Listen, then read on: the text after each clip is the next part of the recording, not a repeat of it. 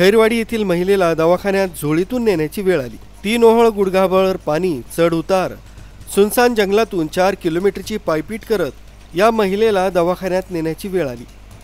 तत्कालीन तहसीलदार परमेश्वर कासुळे यांनी इथं पूल रस्ता बनवण्यासाठी प्रस्ताव पाठवला होता। तसंच जिल्हाधिकाऱ्यांनी देखील या ठिकाणी भेट दिली होती।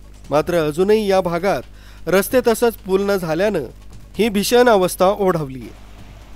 नाशिकसाठी पावसाळी अधिवेशनात उड्डाणपुलाची मागणी करणाऱ्या आमदार हिरामन खोसकर यांना आपल्या मतदारसंघातील ही समस्या दिसत नाही का, असा नागरिकांनी आरोप केलाय। सुमित बोधक, न्यूज 7 मराठी, इगतपुरी।